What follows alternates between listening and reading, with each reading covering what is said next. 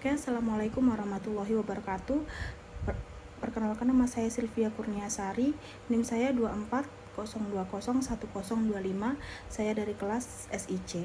Di sini saya akan membuat tugas dari mata kuliah RPL, Rekayasa Perangkat Lunak. Tugas saya kali ini adalah merangkum materi-materi dari dosen yang sudah diberikan kepada kami, merangkum materi dari materi 1 sampai materi 14. Di sini saya sudah punya file materi yang saya unduh dari Siakat. Di sini ada materi 1, materi 2, materi 3, materi 4, materi 5, materi 6, materi 7, materi 8, materi 9, materi 10, materi 11, 12, 13, dan 14. Ini adalah file asli dari dosen kami yang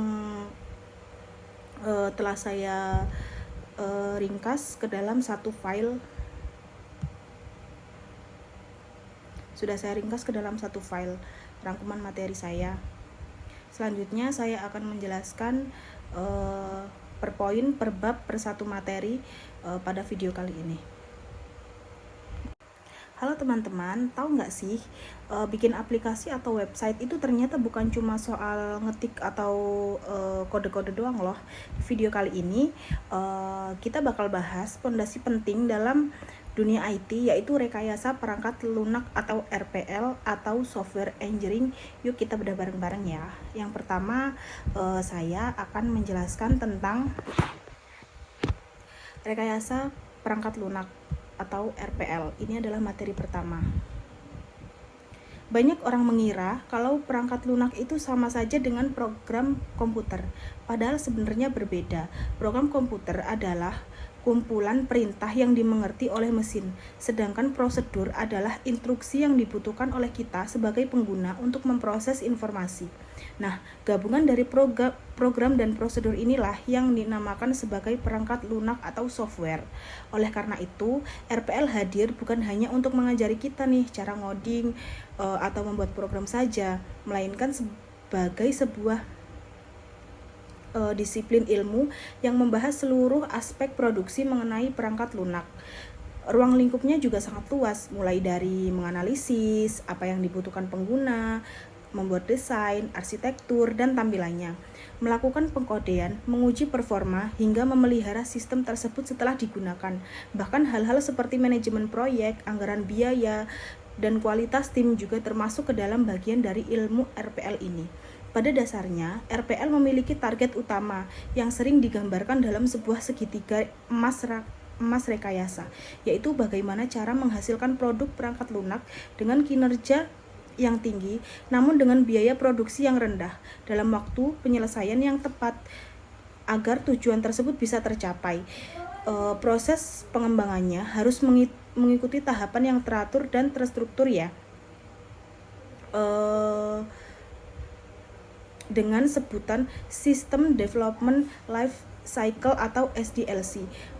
Pola umum yang wajib dilewati dalam siklus ini bergerak dalam tahap analisis sistem untuk memetakan masalah, dilanjutkan ke tahap desain teknis seperti database dan antarmuka, lalu masuk ke tahap konstruksi atau coding, sehingga tahap pengujian bersama pengguna. Setelah perangkat lunak dianggap layak dan dirilis, masuklah kita ke tahap terakhir, yaitu perawatan dan maintenance. Perawatan ini pun dibagi menjadi 3 tipe. Yang pertama yaitu korektif, untuk untuk memperbaiki bug atau error yang muncul, perawatan atau routine untuk mengecek kinerja sistem secara berkala, dan yang terakhir adalah sistem upgrade untuk menyesuaikan perangkat lunak apabila ada perubahan performa atau sistem operasi yang digunakan. Jadi kesimpulannya, RPL ini ada supaya pembuatan software ini tidak asal-asalan, melainkan berjalan terstruktur dan bernilai ekonomis dan memberikan hasil yang berkualitas tinggi. Itu adalah ringkasan materi pertama dari saya. Lalu kita lanjut untuk ringkasan materi yang kedua, yaitu tentang proses perangkat lunak, dan desain sistem secara umum. Kali ini kita akan membedah proses pembangunan sebuah software melalui siklus yang disebut Software Development Life Cycle atau SDLC. Menurut ahli bernama Lansom Reveil, proses perangkat lunak adalah sebuah pendekatan sistematis dan aktivitas terurut yang bertujuan untuk memproduksi atau mengembangkan produk software. Di dalam siklus hidup pengembangan ini ada 2 tahapan utama yang saling terhubung, yaitu daur hidup pengembangan perangkat lunak atau SDLC dan daur hidup pengoperasian atau SOLC. Secara garis besar, proses ini selalu diawali dengan tahapan perencanaan yang matang. Demi mengefisiensikan waktu, dilanjutkan dengan analisis kebutuhan, desain software, implementasi coding, integrasi data, hingga tahapan perawatan atau maintenance. Menariknya, tahapan maintenance ini justru memakan waktu yang paling besar, yaitu sekitar 40% dari seluruh kegiatan siklus hidup software. Karena disinilah program melakukan perbaikan bug, pelatihan penggunaan, hingga peningkatan versi program sesuai kebijakan baru dari pengguna. Sebelum sebuah program ditulis, aktivitas paling kritis yang harus dilakukan adalah analisis kebutuhan. Tahapan ini bertujuan untuk mendapatkan informasi, model, spesifikasi detail mengenai perangkat lunak yang sedang diinginkan oleh klien melalui proses observasi, wawancara maupun pengumpulan sampel. Kegagalan dalam menganalisis kebutuhan sejak awal bisa berakibat fatal loh jika kesalahan baru disadari saat coding atau pengujian. Hal itu terjadi malapetaka besar yang menyia-nyiakan biaya dan waktu yang sudah dibuang kemarin. Oleh karena itu, kita membutuhkan proses yang dinamakan rekayasa kebutuhan untuk memvalidasi dokumen agar sesuai dengan keinginan pemangku kepentingan, bahkan untuk sistem yang benar-benar baru. Proses ini harus diawali dengan studi kelayakan guna, menguji apakah sistem tersebut sesuai dengan tujuan organisasi atau tidak, dapat dikembangkan dengan teknologi dan dana yang ada, serta bisa diintegrasikan dengan sistem yang lain yang sudah berjalan. Setelah tahapan analisis selesai dan disetujui, barulah analis sistem masuk ke tahapan desain sistem umum atau desain makro. Tujuan utama dari desain umum ini adalah untuk memberikan gambaran garis besar kepada pengguna mengenai sistem baru yang diusulkan. Mirip seperti arsitek yang membuat sketsa rumah untuk calon penghuninya sebelum gambar detail dibuat. Dalam tahap desain umum ini ada beberapa komponen penting yang dirancang. Yang pertama adalah desain atau output, yaitu menentukan jenis keluaran sistem, baik berupa laporan internal perusahaan maupun dokumen eksternal seperti faktur. Kedua adalah desain atau input, termasuk dokumen dasar untuk menangkap data transaksi yang tampilannya antarmuka. Yang ketiga adalah database untuk mengidentifikasi file-file yang diperlukan. Yang keempat adalah desain kontrol, yaitu memasang pengendali umum seperti keamanan fisik dan enkripsi data serta pengendalian aplikasi seperti kontrol, masukan, dan proses agar kecurangan sistem terlindung dari kesalahan atau kecurangan. Terakhir adalah desain teknologi untuk menentukan perangkat keras, perangkat lunak, dan jaringan komunikasi yang dibutuhkan. Semua komponen dirancang untuk mewujudkan sistem informasi terintegrasi di mana seluruh aplikasi di berbagai platform berbeda dapat saling berbagi data dan bekerja sama demi menghasilkan kesatuan bisnis yang maksimal. Itu adalah rangkuman materi 2 dari saya. Oke, lalu selanjutnya kita akan membahas ringkasan materi 3, yaitu tentang software engineering. Seperti yang kita tahu, perangkat lunak bertindak sebagai penerjemah instruksi antar manusia dan perangkat keras. Nah, untuk membangun perangkat lunak tersebut, para pengembang menggunakan model proses yang disederhanakan dari berbagai sudut pandang. Model pertama, yang paling klasik adalah model waterfall atau air terjun yang diperkenalkan oleh Royce pada tahun 1970. Sesuai namanya, model ini bekerja secara linear, sistematis, dan sekuensial melalui tahapan analisis kebutuhan, perancangan sistem, implementasi kode, integrasi dan pengujian sistem, hingga operasi dan pemeliharaan. Karakteristik utama dari waterfall adalah sebuah tahap tidak bisa dimulai sebelum tahap sebelumnya selesai sesempurna mungkin. Jadi kalau tahapan pertama itu belum selesai secara maksimal, sesempurna mungkin, kita tidak bisa melakukan tahapan selanjutnya karena sebuah tahap tidak bisa dimulai sebelum tahap sebelumnya itu selesai sesempurna mungkin. Jadi kita tidak bisa melakukan tahapan kedua kalau tahapan pertama itu belum selesai secara sempurna. Karena output dari satu tahap akan menjadi input langsung bagi tahap berikutnya. Jadi output dari tahap pertama itu akan langsung menjadi input dari tahap kedua. Dari satu tahap akan menjadi input langsung dari tahap berikutnya ya. Meskipun sangat cocok untuk proyek pembuatan sistem baru, kelemahan mendasarnya adalah sifatnya yang kaku, sulit mengakomodasi ketidakpastian kebutuhan pelanggan di awal. Jika terjadi kesalahan kecil di awal, akan menjadi kesalahan yang sangat fatal besar di akhir proyek. Sebagai peluasan dari model air terjun, muncullah the V model. Untuk model ini tidak bergerak turun secara linear, melainkan berbelok ke atas setelah fase coding untuk membentuk V yang khas. Keunikan dari V model adalah adanya visualisasi hubungan yang sangat jelas antara setiap fase siklus hidup pengembangan di sisi kiri dengan fase pengujian yang terkait di sisi kanan, seperti hubungan antara analisis kebutuhan dengan pengujian penerimaan atau acceptance testing. Selain itu ada juga model spiral yang diusulkan oleh Bohm, sebuah model evolusioner yang menggabungkan sifat iteratif atau perulangan dari prototipe dengan aspek sistematis dari model linear. Model spiral ini dibagi menjadi beberapa wilayah tugas, mulai dari komunikasi pelanggan, perencanaan, analisis resiko, perekayasaan, konstruksi, hingga evaluasi pelanggan.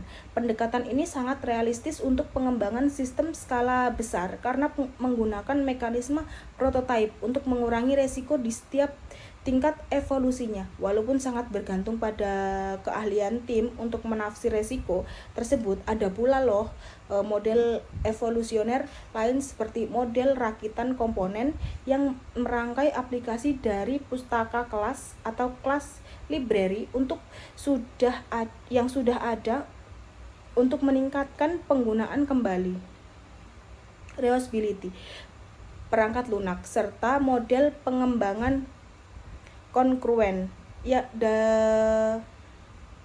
di mana sebuah aktivitas seperti analisis dan desain berjalan secara serempak namun berada dalam keadaan yang berbeda, yang biasanya sering dipakai sebagai paradigma pengembangan aplikasi klien atau server. Jika pengembangan ingin melibatkan pengguna secara lebih aktif, model prototyping bisa menjadi pilihan yang tepat sih. Model ini menerapkan proses literatif yang melibatkan hubungan kerja sangat dekat antara perancangan dan penggunaan melalui 3 proses utama, yaitu yang pertama adalah pengumpulan kebutuhan secara cepat, yang kedua pembuatan rancangan mock-up, dan evaluasi atau prototype oleh klien. Keuntungan utamanya adalah meningkatkan partisipasi aktif pengguna, kesalahan terdeteksi lebih dini, mematahkan filosofi bahwa pengguna tidak tahu apa yang mereka butuhkan sampai melihat hasilnya. Namun, tantangannya adalah efisiensi, kualitas, dan kemudian pemeliharaan seringkali diabaikan demi mengejar waktu pembuatan prototipe.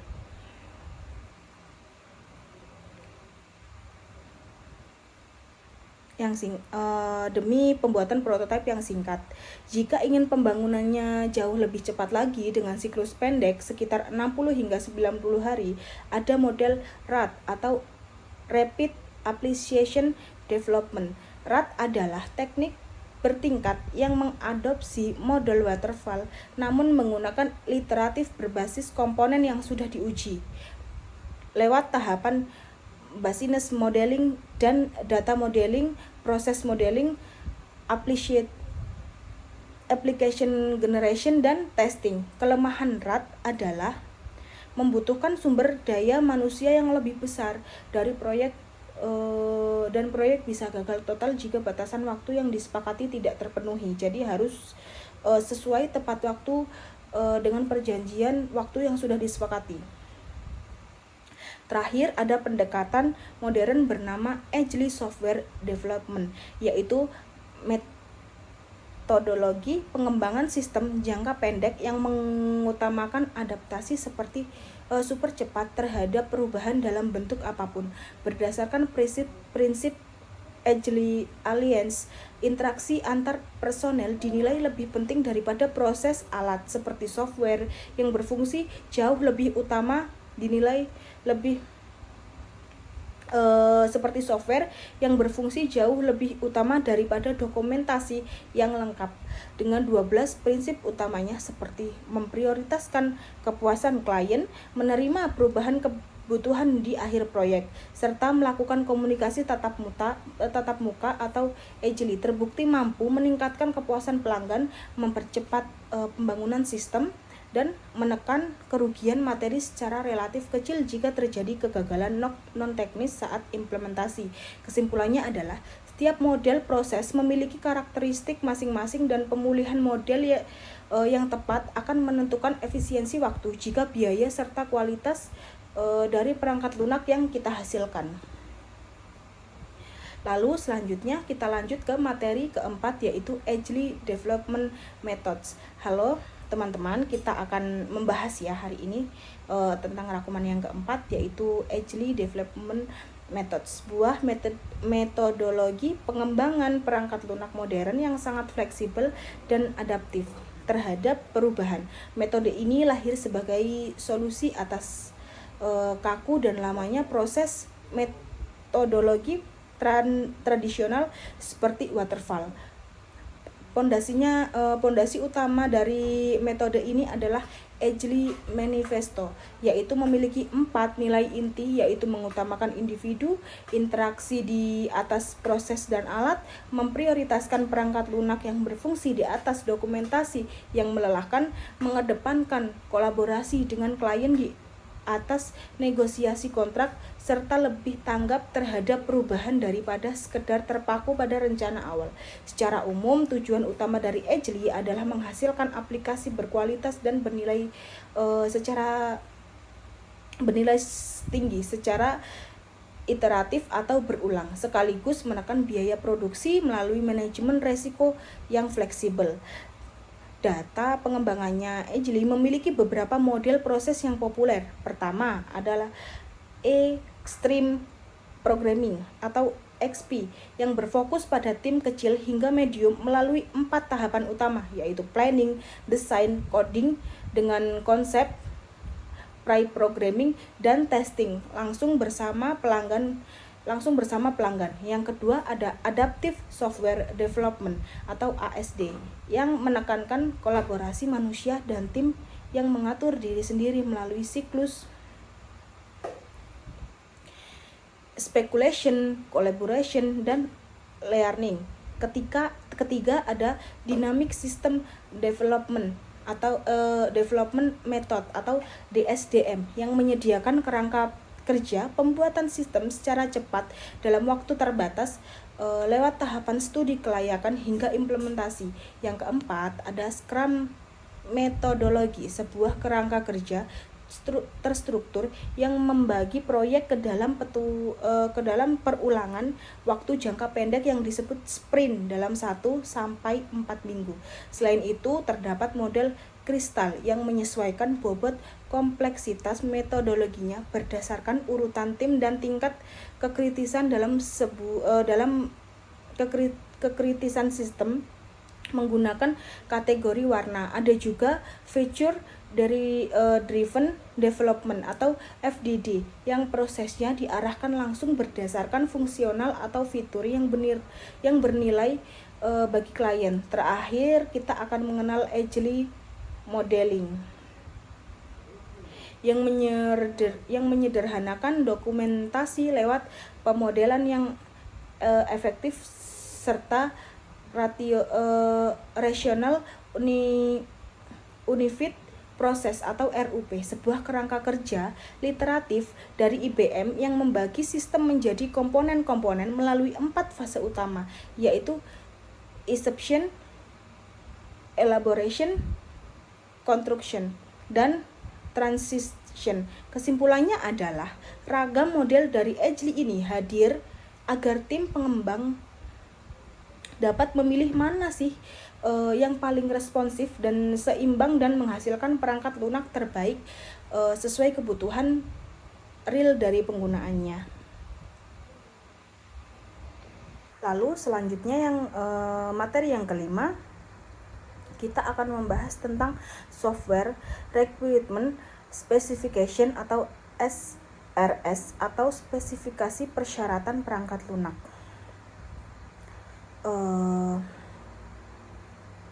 Yang pertama adalah requirement itu sendiri merupakan gambaran dari layanan serta batasan sistem yang akan dibangun.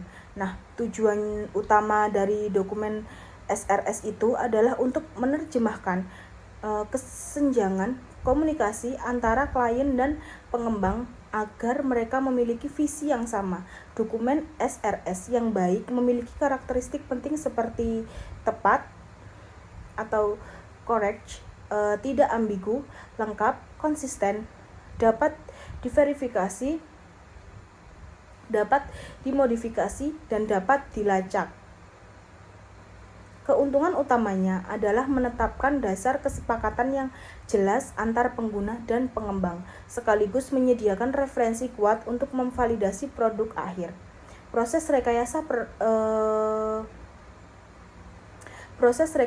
persyaratan atau recruitment engineering ini melibatkan aktivitas pembuatan dan pemeliharaan dokumen sistem yang dimulai dari studi kelayakan untuk menguji kesesuaian proyek dengan tujuan organisasi.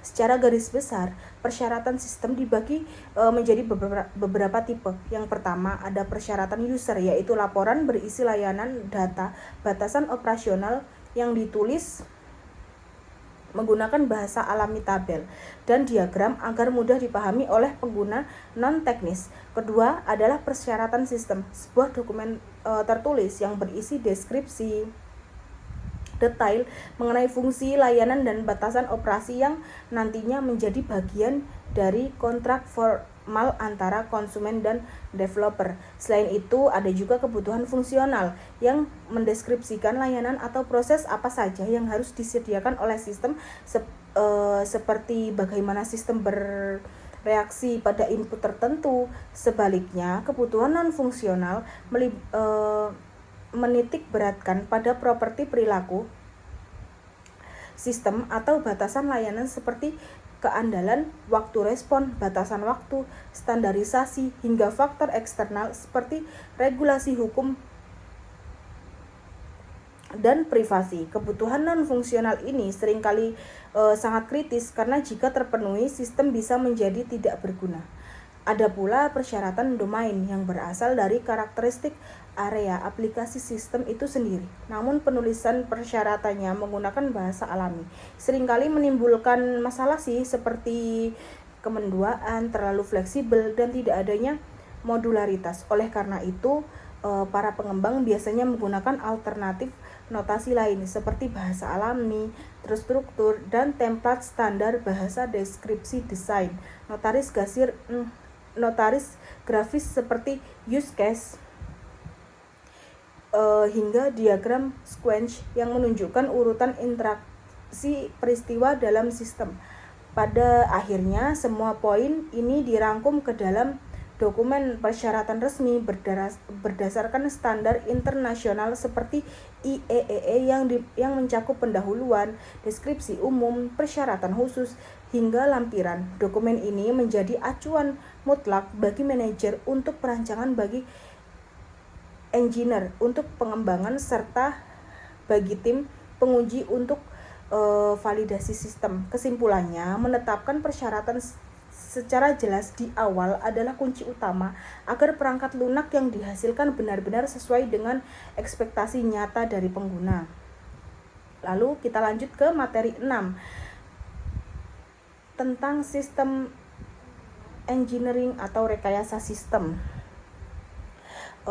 Rekayasa sistem adalah sebuah bidang interdisipliner dan manajemen teknik yang berfokus pada bagaimana sih merancang serta mengelola sistem yang kompleks sepanjang siklus hidupnya. Istilahnya ini memiliki beberapa makna, mulai dari definisi in-cost yang berfokus pada pemenuhan kebutuhan pelanggan di proyek-proyek besar.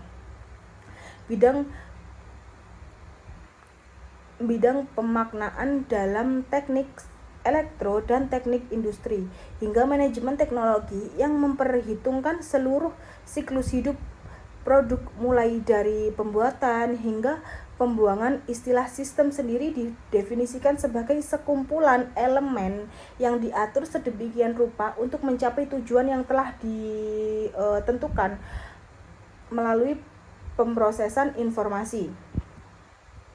Dalam konteks computer based system, sebuah sistem memanfaatkan 4 elemen utama yang saling berkolaborasi, yaitu perangkat lunak atau software, perangkat keras atau hardware, manusia atau people, serta basis data atau database. Proses rekayasa sistem merupakan sebuah proses penemuan masalah yang nyata, dimulai dari melihat dunia secara luas, meredukasinya ke domain tertentu, menganalisis elemen yang dibutuhkan, hingga memulai tahap desain dan konstruksi untuk mempermudah pemahaman terhadap masalah kompleks yang digunakan pemodelan sistem atau sistem modeling. Dalam pembangunan model ini ada beberapa faktor penting yang harus dipertimbangkan, seperti asumsi, penyederhanaan, batasan, kendala, serta provinsi dan pelanggan. Pemodelan ini bisa diimplementasikan menggunakan diagram UML seperti use case, aktivitas, kelas, maupun diagram state. Berdasarkan ranah aplikasinya, rekayasa sistem terbagi menjadi 2 bentuk. Yang pertama adalah berdasarkan ranah aplikasinya. Rekayasa sistem terbagi menjadi 2 bentuk ya tadi. Yang pertama adalah business process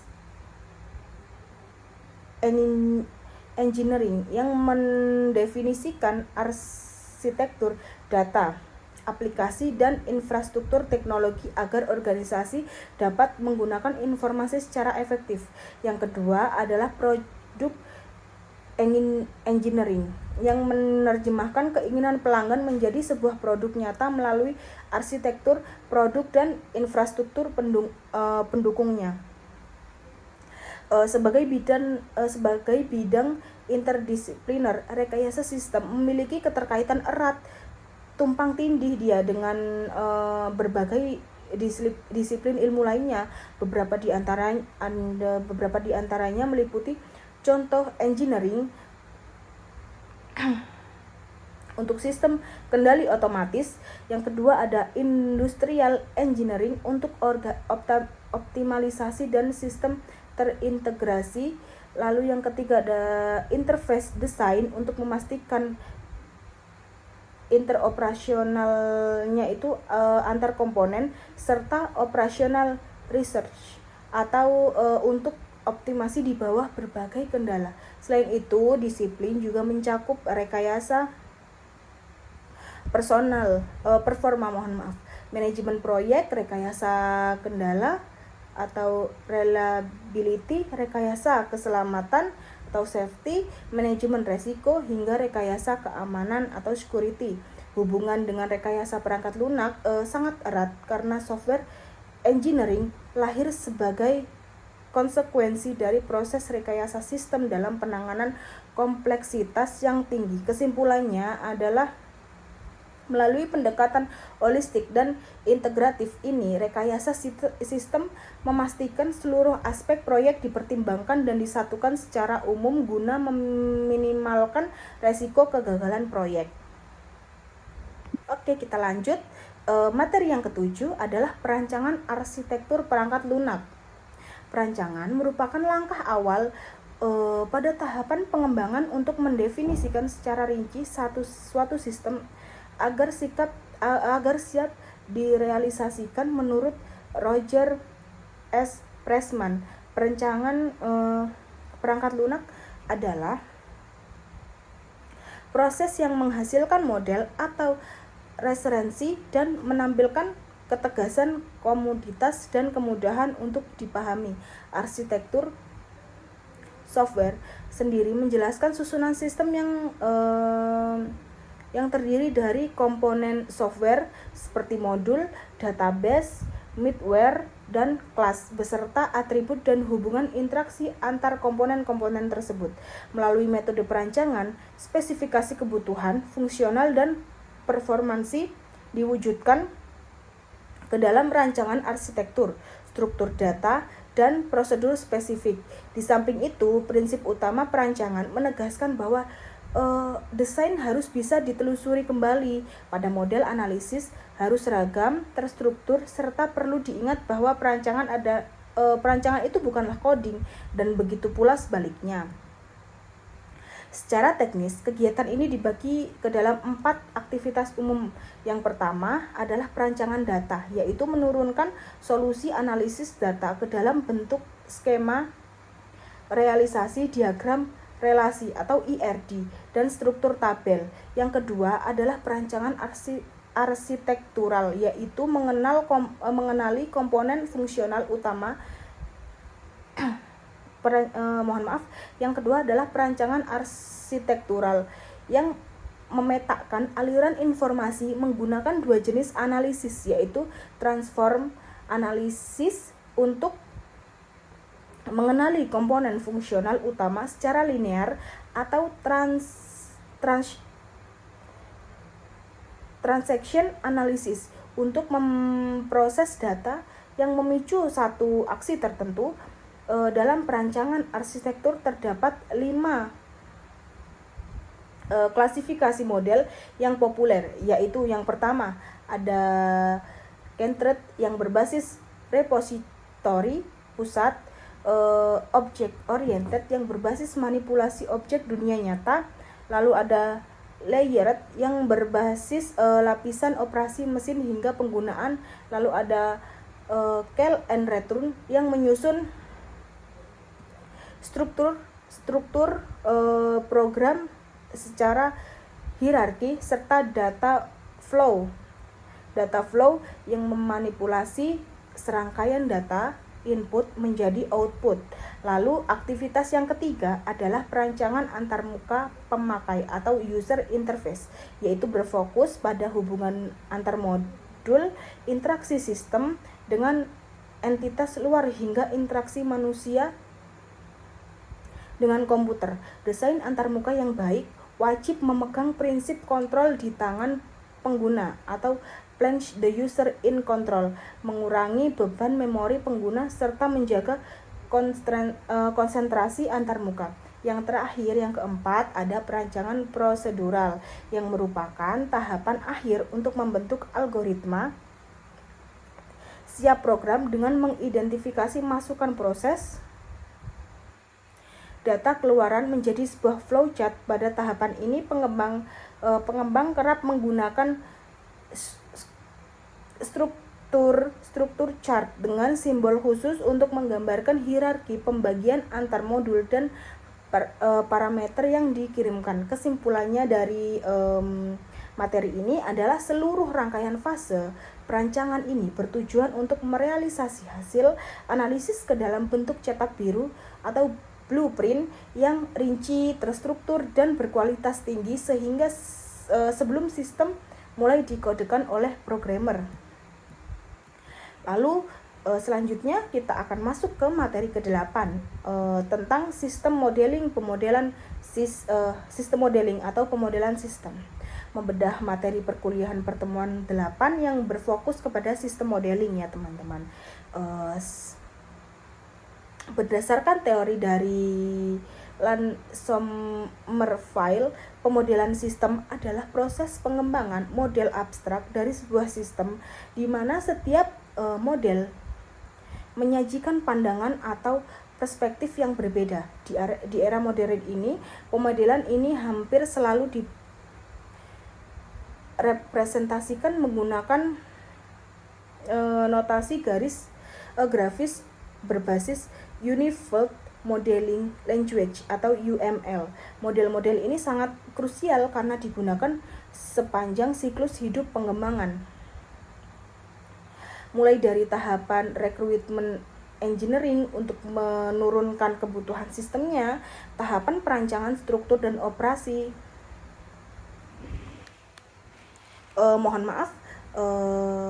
Model-model ini sangat krusial karena digunakan sepanjang siklus hidup pengembangan. Mulai dari tahapan requirement engineering untuk menurunkan kebutuhan sistem, tahap perancangan untuk memandu para engineer sehingga tahap setelah implementasi sebagai dokumentasi struktur dan operasi sistem.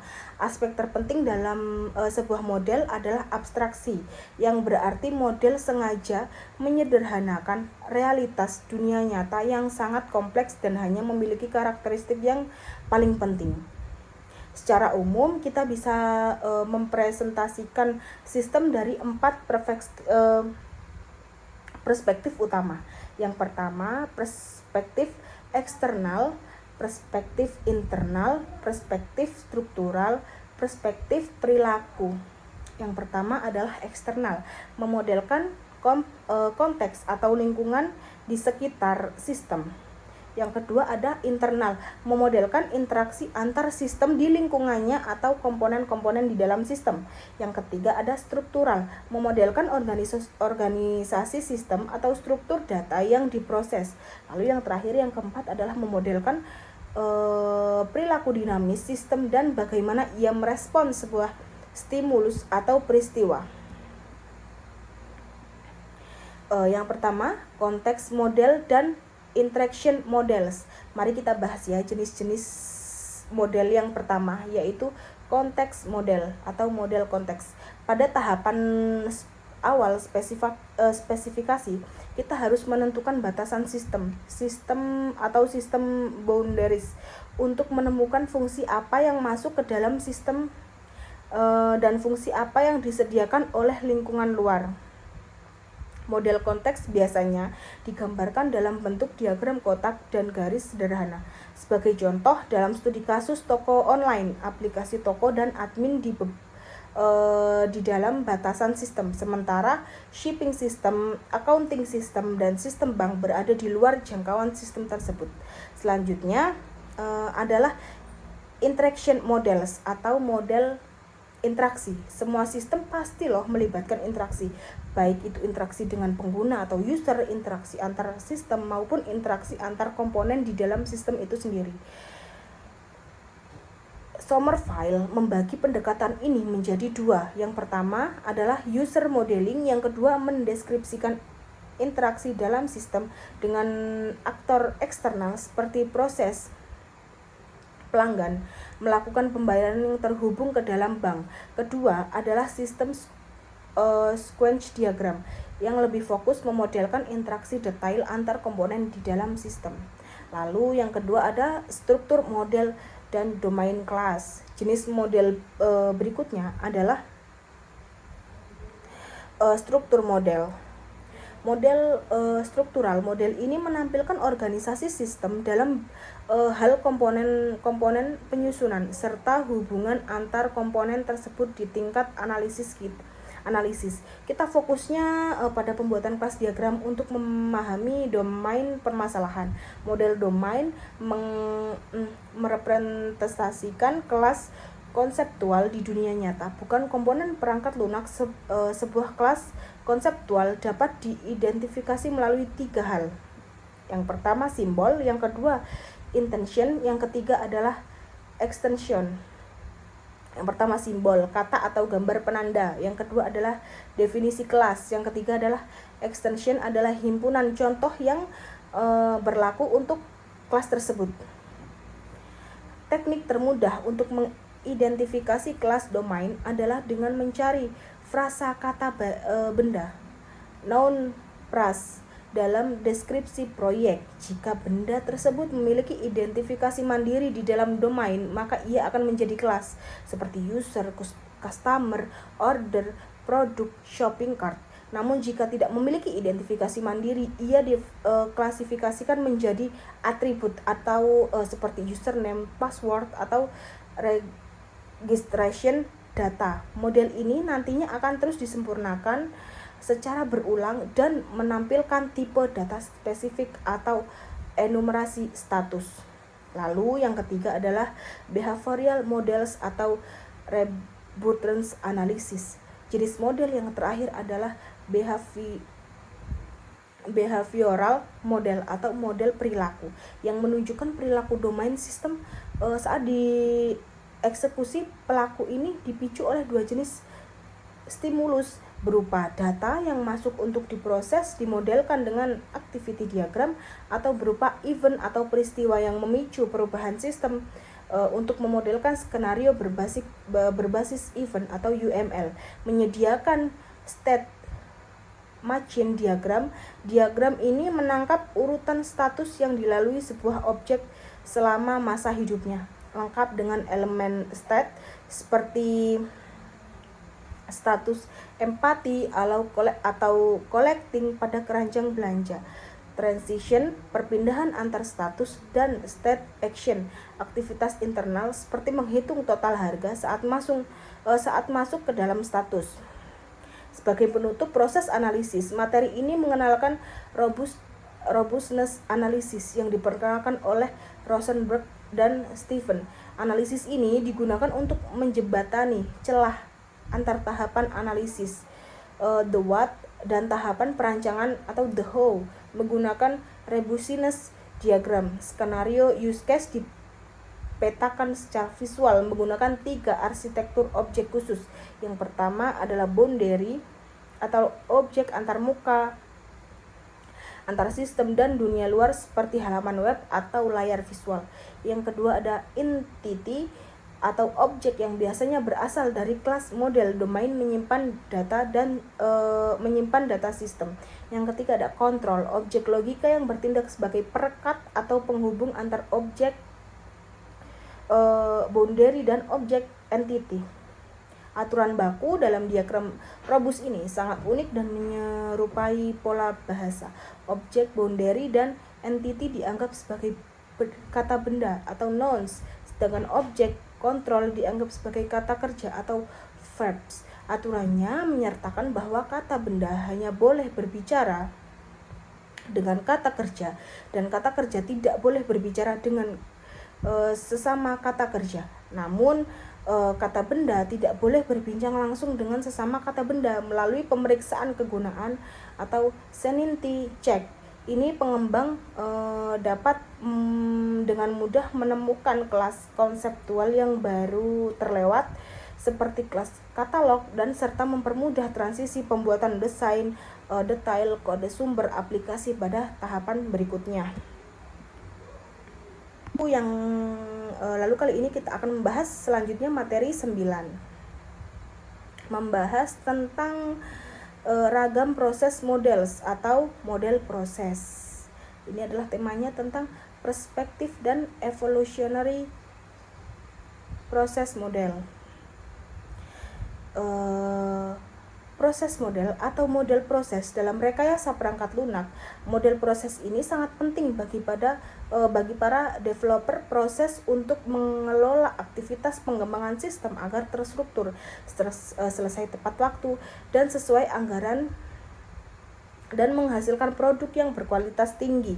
Model pertama yang dibahas adalah perspective models yang sering dianggap konvensional namun tetap esensial. Salah satu contohnya adalah waterfall model. Meskipun beberapa pihak menganggapnya usang, model sequential linear ini tetap bisa digunakan dalam situasi tertentu. Hambatan utamanya adalah proyek nyata yang jarang sekali mengalir secara lurus dan tanpa perubahan. Pelanggan seringkali kesulitan menyediakan semua kebutuhan secara eksplisit di awal, dan pelanggan harus ekstra sabar karena produk baru berfungsi di akhir lini masa proyek. Sebagai alternatif, terdapat incremental process models yang menggabungkan beberapa elemen linear waterfall dengan sifat iteratif atau berulang. Disinilah sistem dipecah menjadi beberapa bagian penyampaian produk. Yang deliverable increments, di mana increment pada biasanya berupa produk. Ini adalah kode produk yang langsung dievaluasi oleh pengguna untuk merancang increment berikutnya. Salah satu turunan populernya adalah RAD atau Rapid Application Development, sebuah adaptasi waterfall berkecepatan tinggi yang memanfaatkan konstruksi berbasis komponen untuk memangkas siklus pengembangan menjadi 60 hingga 90 hari saja. Namun RAD menuntut sumber daya manusia yang besar untuk membentuk sebuah tim paralel, membutuhkan komitmen tinggi dan pengembang dari pelanggan, serta akan bermasalah jika sistemnya sulit untuk dimodularisasi. Model evolusioner dan spesifikasi. Kemudian ketika kebutuhan bisnis dan produk sering berubah di tengah jalan, jalan lurus ke depan menjadi tidak realistis. Di sini evolutionary ini proses models yang bersifat iteratif diperlukan untuk menghasilkan versi perangkat lunak yang makin lama makin lengkap. Model evolusioner pertama adalah prototyping. Pendekatan ini sangat membantu ketika kebutuhan pelanggan masih samar atau fuzzy. Berawal dari komunikasi, pengembang ini merancang cepat atau quick design yang berfokus antar muka pengguna. Ia membangun purwarupa untuk dievaluasi oleh pelanggan. Tantangannya, pelanggan sering mengira purwarupa tersebut adalah produk akhir yang sudah matang tanpa tahu kualitas internalnya. Sementara pengembang terkadang melakukan kompromi implementasi seperti memakai bahasa pemrograman yang salah demi mengejar waktu pembuatannya. Model evolusioner kedua adalah spiral model, memadukan sifat iteratif prototyping dengan aspek terkontrol dari waterfall. Model ini dikembangkan melalui serangkaian rilis evolusioner yang berputar searah jarum jam dari pusat spiral, di mana analisis resiko dilakukan secara mendalam pada setiap putarannya.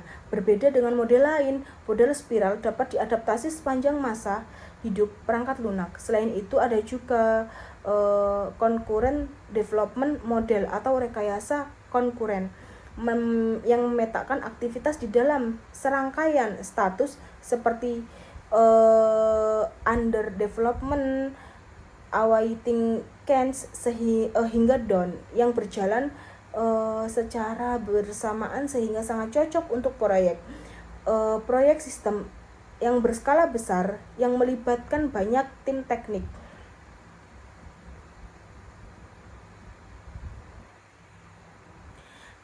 Pada materi ke-8 ini juga mengenalkan 3 jenis spesialis proses models. Yang pertama ada komponen based development, berfokus pada integrasi komponen komersial siap pakai untuk mendorong penggunaan kembali kode atau soft ROS. Yang kedua adalah the formal methods model, menggunakan notasi matematika yang ketat untuk spesifikasi dan verifikasi sistem demi menghasilkan perangkat lunak yang bebas cacat. Meski membutuhkan biaya yang mahal, waktu yang lama, dan pelatihan yang intensif. Lalu yang ketiga ada aspect oriented software development, berfokus pada implementasi fitur dan fungsi yang teralokasi ke dalam perangkat lunak kompleks. Lalu ada the unified process atau UP di bagian akhir dokumen ini. Mengapa? Ini mengupas the Unified Process atau UP, sebuah pemodelan proses yang digerakkan oleh use case, berpusat pada arsitektur serta bersifat iteratif dan incremental yang selaras dengan UML. UP mencoba mengambil karakteristik terbaik dari model konvensional dan memadukannya dengan prinsip Agile. Proses ini dibagi menjadi 5 fase utama. Yang pertama ada inception, yang kedua ada elaboration, yang ketiga ada construction, yang keempat ada transition, yang kelima ada production. Yang pertama, inception, meliputi komunikasi pelanggan dan perencanaan untuk mengidentifikasi kebutuhan bisnis yang mengusulkan arsitektur kasar sistem. Yang kedua adalah elaboration, memperluas use case awal dan mempertajam representasi arsitektur ke dalam 5 sudut pandang atau viewers. Yang ketiga ada construction, mengembangkan atau mengakuisisikan komponen perangkat lunak agar setiap use case dapat dioperasikan. Yang keempat ada transition, menyerahkan perangkat lunak kepada pengguna untuk diuji coba beta atau beta testing, serta menyusun dokumen pendukung seperti manual panduan penggunaan. Yang kelima atau yang terakhir adalah production, memantau penggunaan perangkat lunak secara berkelanjutan dan menyediakan dukungan lingkungan operasi. Sebagai penutup, intensitas kedisiplinan dalam menerapkan rangkaian tugas rekayasa ini dapat disesuaikan ke dalam beberapa tingkatan set tugas atau task set, mulai dari tingkatan kasual atau informasi disciplined atau menjaga kualitas, rigorous atau penerapan dokumen, dan milestone secara penuh, hingga quick reaction atau fokus pada esensial karena keterbatasan waktu yang sangat ketat. Lalu selanjutnya kita akan lanjut ke materi 10.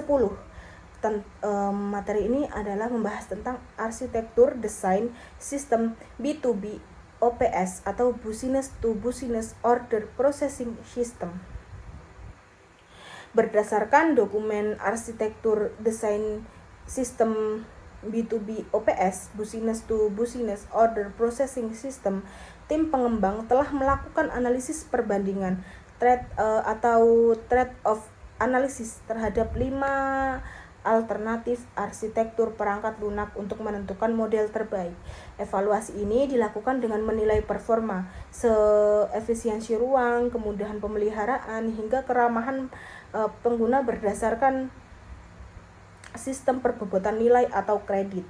Dari hasil analisis tersebut, arsitektur modified PIP and filter menempatkan posisi terendah dengan skor -1 karena tidak efisien dalam penggunaan ruang dan lambat dalam performa waktu. Di atasnya terdapat arsitektur implicit invocation dengan skor 8 yang dinilai cukup mendukung evolusi sistem, namun sangat sulit dalam mengontrol urutan pemrosesan datanya. Sementara itu, arsitektur abstrak data type atau ADT memperoleh skor 16 karena memiliki ketahanan sistem yang kuat dan sangat baik dalam mengakomodasi fungsionalnya baru. Meskipun kelemahannya terletak pada konsumsi memori yang besar akibat adanya duplikasi informasi.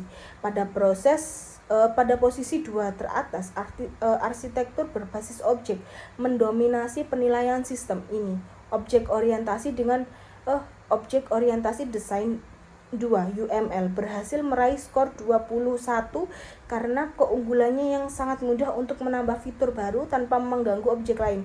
Meskipun model ini membutuhkan konsumsi ruang memori yang cukup besar, akhirnya keputusan resmi jatuh pada Object Oriented Design 3 UML sebagai arsitektur terpilih dengan skor tertinggi, yaitu 23. Model Tiga ini dipilih karena pengguna database dan GUI di dalamnya mampu mengoptimalkan efisiensi ruang sekaligus membuat sistem menjadi sangat ramah pengguna.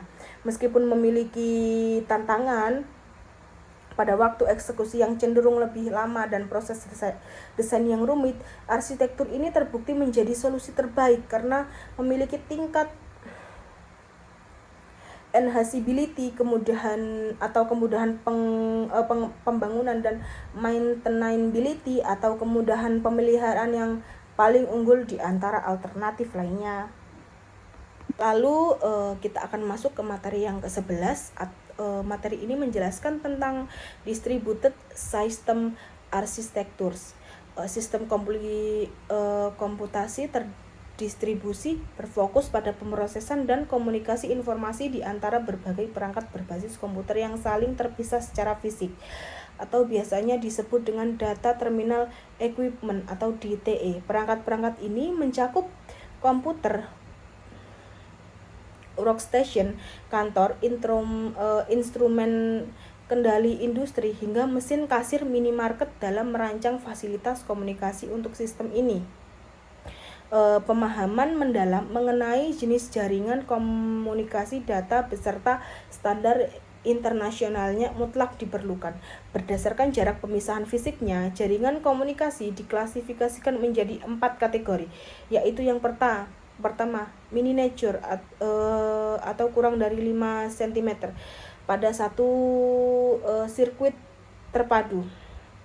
Lalu small kurang dari 50 cm dalam satu rak peralatan. Lalu min kurang dari 1 km yang kita kenal sebagai local area network atau LAN seperti di area kampus, serta large lebih dari 10 km disebut wide area network atau WAN untuk mencakup geografis yang luas. Dua kategori pertama jaringan tersebut jarak sangat dekat dikelompokkan sebagai sistem terhubung erat atau closely coupled system karena transfer datanya menggunakan set konduktor fisik paralel dan berbagai memori global yang dapat diakses langsung guna meminimalkan hambatan waktu. Sebaiknya LAN dan WAN dikelompokkan sebagai sistem terhubung longgar atau loosely coupled system karena transfer pesannya dilakukan secara serial bit demi bit melalui sepasang konduktor. Karena rentan terhadap kesalahan transmisi akibat jaringan yang jauh, sistem terhubung longgar ini sangat bergantung pada jaringan komunikasi data dan protokol yang disepakati secara internasional guna memastikan pesan terkirim dengan andal, berurutan, dan diinterpretasikan dengan makna yang sama di setiap sistem. Melihat sejarah evolusinya, sistem komputer generasi awal dimulai dari satu unit komputer terpusat yang mahal dan dijadikan secara sekuensial oleh operation menggunakan kartu plong. Seiring kemajuan teknologi, penyimpanan sekunder seperti disk dan sistem operasional multiprogramming komputer berkembang menjadi sistem multi-akses terdistribusi. Pengguna mulai bisa mengakses data interaktif simultan melalui terminal jarak jauh memanfaatkan jaringan telepon dial-up atau PSTN dan modem. Untuk menghemat biaya, jalur komunikasi yang membengkak serta mengurangi beban kerja komputer pusat dalam melayani ratusan terminal. Teknologi kemudian melahirkan front-end processor atau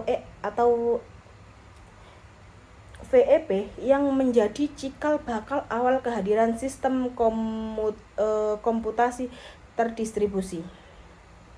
Bagi organisasi yang tidak menyimpan semua datanya di satu pusat, mereka mulai membangun jaringan komunikasi komputer privat yang mandiri agar waktu saat pengiriman tidak terhambat oleh ukuran pesan yang terlalu panjang. Jaringan data komputer mengadopsikan metode paket switching atau menyimpan dan meneruskan data dalam satu unit kecil yang disebut paket untuk membentuk jaringan one privat. Karena ketika kebutuhan interkoneksi antar organisasi dan antar vendor yang berbeda semakin meningkat, orientasi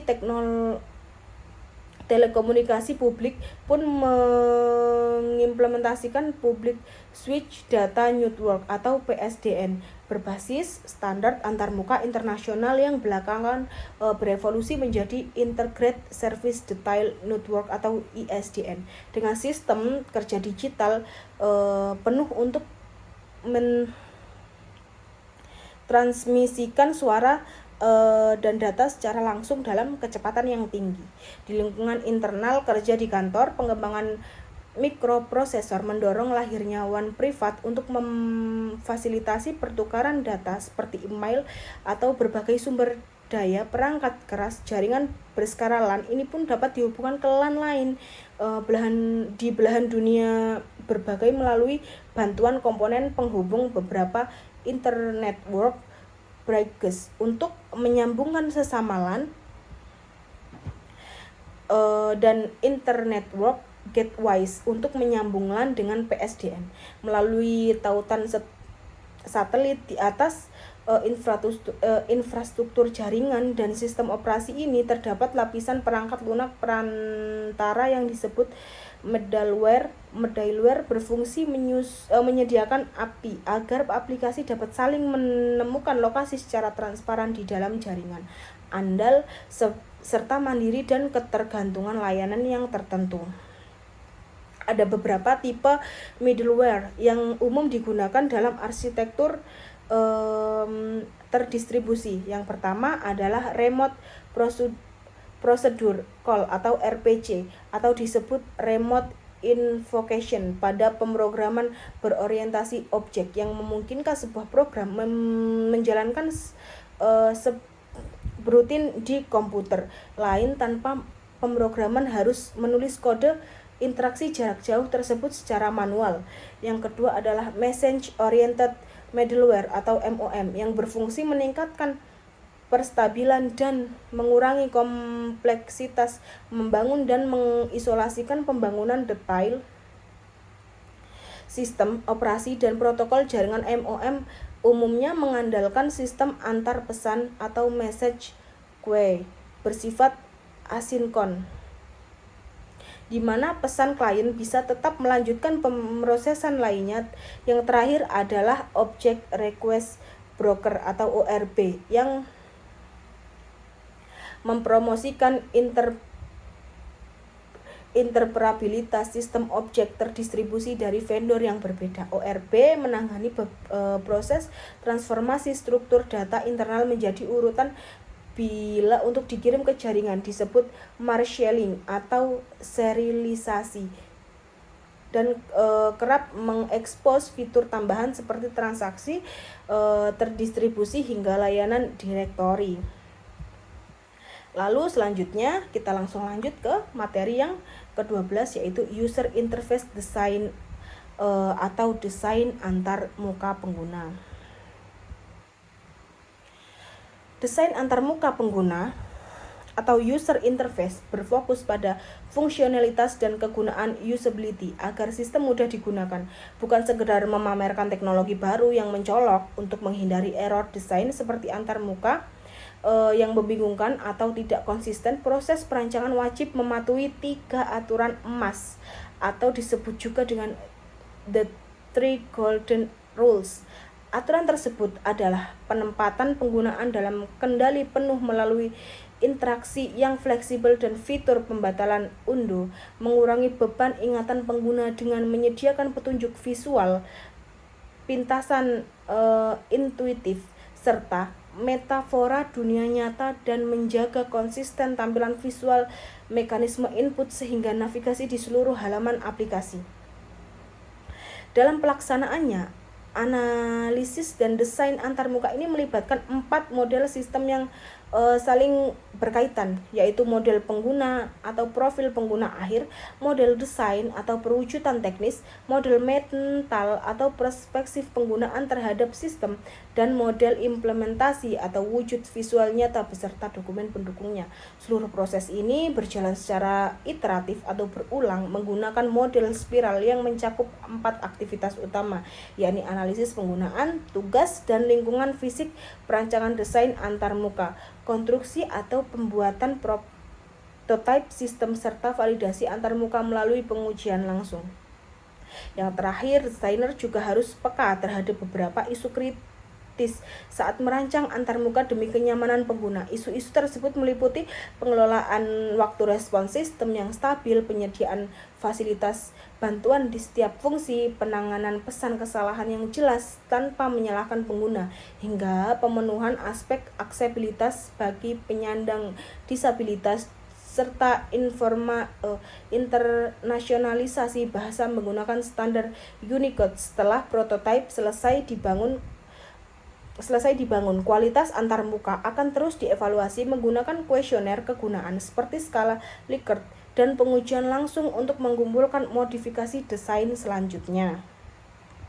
Lalu kita langsung lanjut ke materi yang ke-13, yaitu membahas tentang real-time system design. Desain sistem real-time secara mendasar berbeda dari aplikasi biasa karena sangat terkait oleh kendala sumber daya, terutama ketepatan waktu respon terhadap peristiwa eksternal. Berdasarkan toleransi waktunya, sistem ini dibagi menjadi hard real time yang memiliki balasan waktu mutlak karena keterlambatan dapat berakibat katastrofe atau fatal seperti kendali pesawat, serta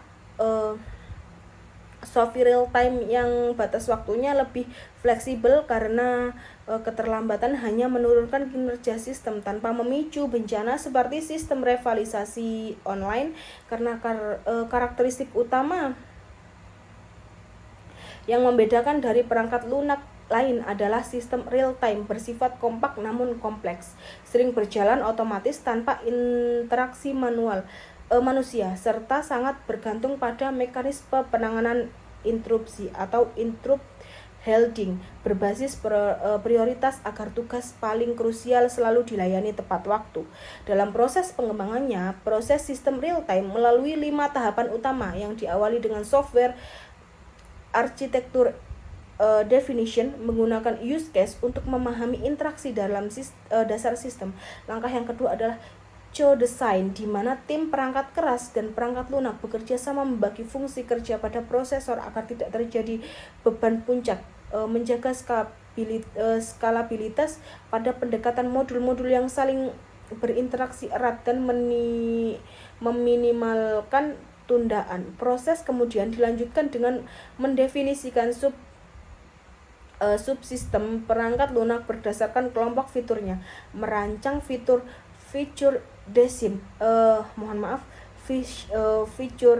design melalui spesifikasi pertukaran pesan antar tugas, hingga merancang tugas atau task design dengan menentukan jenis mesin status atau state matching yang sesuai, baik berbentuk flat maupun hierarchical state machines. Terakhir, implementasi sistem real time membutuhkan dukungan arsitektural data, sistem operasional, dan bahasa pemrograman yang spesifik.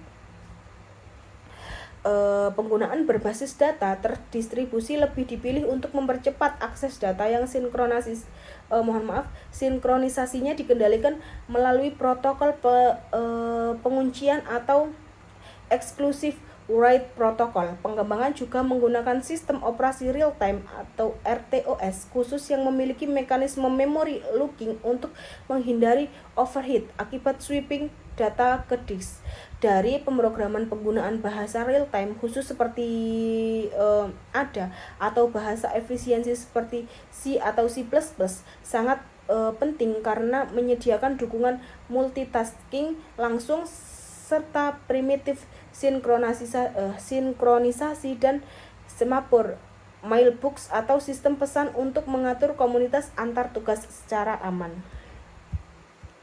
Lalu kita lanjut saja ke materi yang terakhir, yaitu materi ke-14 tentang Object Oriented Analysis and Design atau OOAD. Analisis dan desain sistem merupakan dua tahapan krusial yang saling berkesinambungan dalam pengembangan perangkat lunak. Analisis berfokus pada mempelajari domain permasalahan bisnis untuk menentukan kebutuhan sistem, sedangkan desain menentukan solusi teknis berbasis komputer berdasarkan kebutuhan yang telah diidentifikasi tersebut. Ketika menggunakan pendekatan Object Oriented Analysis and Design atau OOAD, kita organisasi perangkat lunak seperti kumpulan objek terisolasi yang memiliki struktur dan perilakunya sendiri dibandingkan dengan pendekatan terstruktur lama seperti functional decompositional atau data flow approach atau OOAD dinilai lebih mencerminkan dunia nyata, lebih mudah disesuaikan dengan perubahan, serta jauh lebih stabil karena perubahan kecil pada kebutuhan tidak akan merombak seluruh sistem signifikan. Selain itu, OOAD sangat berfokus pada tahap pengkodean atau coding dan memudahkan pemanfaatan ulang kode atau reusability melalui objek-objek yang sudah definisikan sebelumnya. Untuk memahami OOAD, terdapat beberapa konsep dasar objek yang harus dikuasai dan dengan baik. Yang pertama adalah kelas dan objek, di mana kelas merupakan cetak biru atau template umum yang menetapkan spesifikasi perilaku dan atribut, sedangkan objek adalah wujud nyata instansiasinya